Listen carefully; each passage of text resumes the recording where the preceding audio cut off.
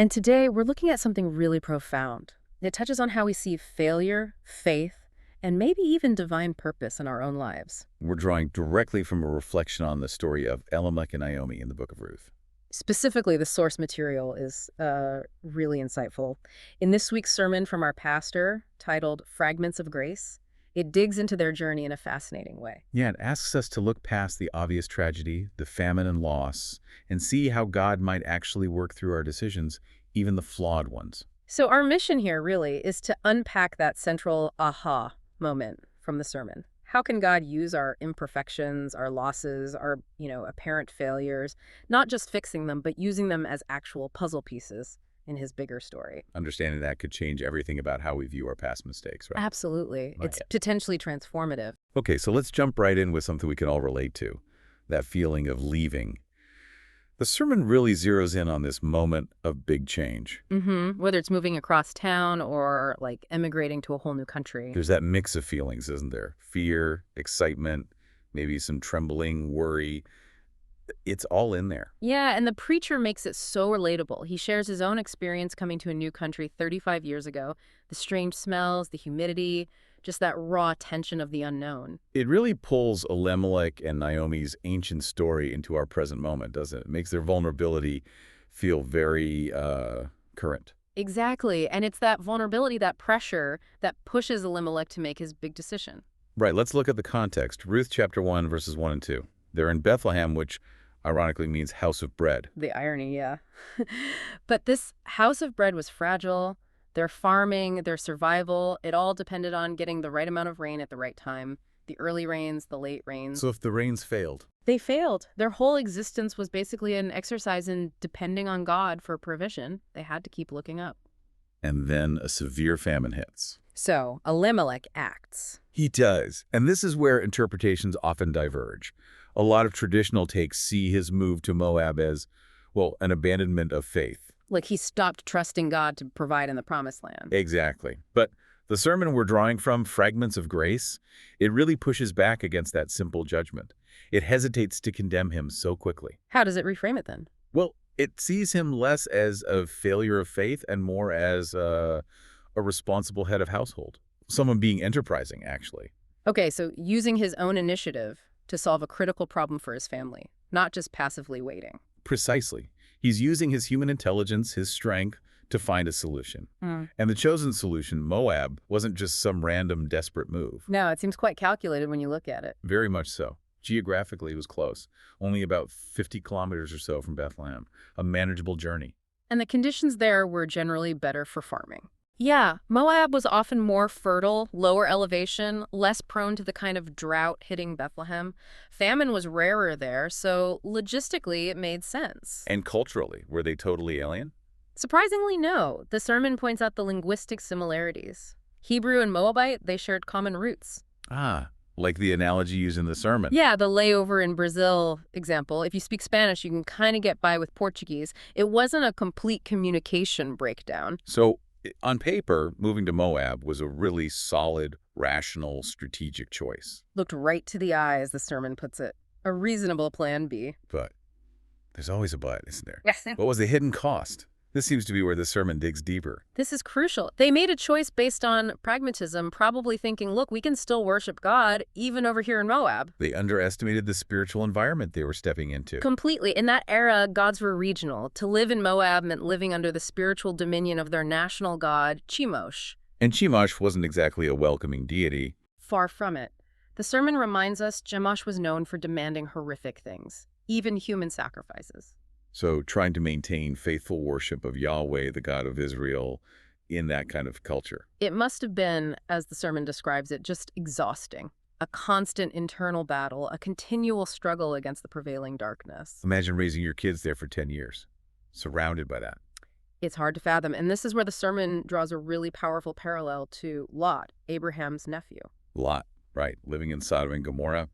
The Bible says he was righteous, but 2 Peter tells us his soul was tormented day after day by the lawless deeds he saw and heard. Exactly. And the insight here from the sermon is that Elimelech's family, living in Moab, a land descended from Lot's own son, likely experienced a similar kind of deep grief. Their hearts were being wounded constantly by the spiritual toxicity around them. So the rational choice led to this unforeseen spiritual poisoning. Yes. And then tragedy strikes. Hard. The biblical account is stark, isn't it? Ruth 1 just states it. Elimelech died. Then, during the 10 years there, his 2 sons, Mahlon and Chilion, also died. It's incredibly brief, and the sermon points out something important. The text doesn't explicitly say their deaths were God's direct judgment for the move to Moab. It avoids that simple cause and effect. It does.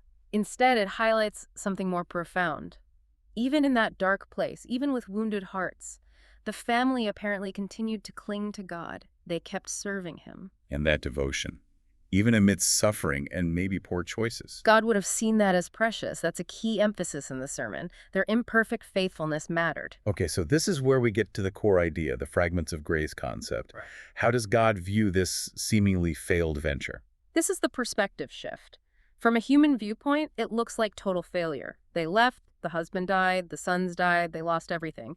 Naomi is left with nothing, seemingly. But God sees it differently. Radically differently. The sermon argues that God took their apparent failures, the questionable decision to move, the deep suffering, the tragic deaths, and he used it all as a single puzzle piece, a fragment toward the completion of his redemptive plan. Wow. So the failure wasn't just something God cleaned up after, it was somehow part of the plan itself. A necessary fragment. That's the astounding implication from the sermon. God didn't just tolerate their mistakes, he integrated them. Their flawed, clumsy, painful human experience became the essential backstory needed to bring Ruth, a woman from Moab, into the family line, leading ultimately to King David, and eventually to Jesus Christ. Exactly. The failure became an indispensable setup for the ultimate success story. It's mind-bending when you think about it. That offers incredible hope, doesn't it? Especially if you're looking back at your own life, at choices you regret, at things that feel like dead ends. Immense hope. The application drawn in the sermon is so thoughtful. God takes our mistakes, our faults, yes, even our deep pain and loss, and he weaves them into something new. He creates new history from the fragments. So you don't have to be defined or paralyzed by past failures. Not at all. You can understand that even your worst moments, your biggest regrets, can be repurposed within God's larger design. It allows you to move forward. The story then pivots to the 3 women left behind. Naomi and her Moabite daughters-in-law, Orpah and Ruth, united in sorrow. Yes, the sermon highlights their unwashed deep sorrow, and it notes they wept loudly together twice. That shared grief forged a powerful bond. What was their mission in that moment, according to the sermon? It wasn't anything grand or heroic in the worldly sense. Their vocation, the life application presented, was simply to be there for each other, to comfort one another, to weep together, to bear each other's burdens and uphold one another. It sounds like a direct call to the faith community today. Absolutely. It's presented as a clear mission. The willingness to just sit with someone in their pain, to share their tears. It's profound in its simplicity. Then Naomi hears news from Bethlehem that prompts her return. Right. Verse 6 says she heard the Lord had visited his people and given them food. And the sermon dives into that word visited, pakad in Hebrew. It has a fascinating dual meaning. Okay, what are the 2 sides? On one hand, pakad means to visit in order to care for, to show mercy and compassion. Like God providing food after the famine. That's the positive visitation. And the other side? The other side of pakad is to visit in order to rebuke, to correct, to discipline, to hold accountable. So God's visitation can be both blessing and correction. We need to hold both ideas together. Exactly. The sermon stresses that this dual-sided care is always present. Even the hardship in Moab, the famine, the loss, the grief, that was also a form of God's visitation. A corrective one, perhaps. So the suffering itself, though painful, was part of God's way of guiding them, maybe pushing them back. That's the perspective. It takes maturity, doesn't it, to look back at, say, a failed business or a betrayal or a deep loss and see God's hand, his care, even within the pain, to recognize how it might have redirected you. It reframes suffering not just as absence, but as a different kind of divine presence or action. A presence we often can't comprehend at the time, but one that ultimately works for redemption. Now, Naomi tells her daughters-in-law to go back to their own families in Moab. Orpah agrees, tearfully. It's easy to judge her, isn't it? It is tempting to see it as her choosing the familiar pagan world over Naomi's God. But the sermon offers this incredibly beautiful counter-perspective. Which is? It defines God's people not as a monolithic block, but as fragments of God's grace scattered throughout the world. Wow, scattered fragments. That's a powerful image. Isn't it? So Orpah, going back to Moab, isn't necessarily abandoning faith. She's seen as maybe becoming one of those fragments, a glimmer of God's grace, of the kindness she learned from Naomi, returning to a place where God isn't widely known or worshipped. Taking light back into the darkness, in a sense. Perhaps. It challenges us to think about our own roles as fragments in difficult places, workplaces, families, communities. We carry that grace into those spaces. But Ruth, famously, refuses to leave Naomi. Her declaration in verses 16 and 17 is iconic. Absolutely. And the sermon points out a critical detail often lost in translation. We usually hear, "Your God will be my God," future tense. But that's not quite right. The Hebrew is emphatically present tense. Your God is my God now. Right here, right now. It's an immediate settled conviction. That is different. It's not a promise for later. It's a statement of current reality. How did she arrive at such mature faith, coming from Moab? The sermon suggests it was birthed from experience. She saw God's faithfulness lived out by Naomi and her family, even through 10 incredibly hard years. She experienced God's care within their shared suffering and grief. It wasn't abstract theology, it was lived reality. That makes sense. Faith forged in the fire of adversity. Exactly. It was real, tangible. So they arrive back in Bethlehem, just the two of them. And Naomi is filled with bitterness. She tells the women there, "I went away full, but the Lord has brought me back empty." It's such a raw, understandable cry of despair. But, again, the sermon gently corrects Naomi's perspective and ours. How so? Did she really go out full? She left under duress, making a risky choice. Did she come back empty? No. She came back with Ruth.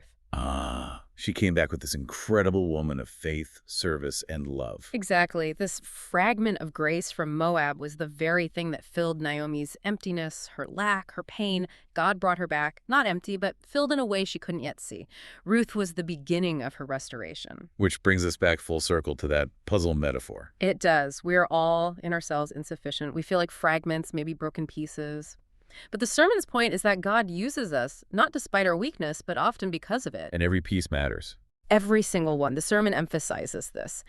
Even if one tiny piece, one person, one fragment is missing, the whole picture God is painting remains incomplete, even if tens of thousands of other pieces are perfectly in place. That's a powerful message of belonging and purpose. Yeah. You are needed. Your specific, maybe flawed fragment is essential to the whole. You are needed exactly as you are. Weaknesses, failures, and all. God incorporates it. And then there's that final detail.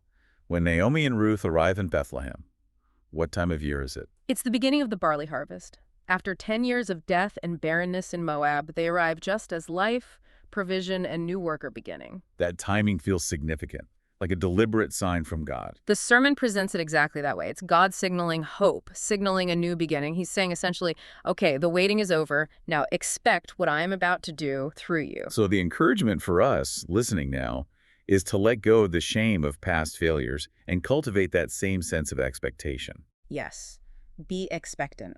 Believe that the Lord is actively working right now through small, seemingly weak people like you, like me, to complete his amazing redemptive plan. So the big takeaway from this deep dive into Fragments of Grace seems to be this. Real deep faith often doesn't grow out of our successes.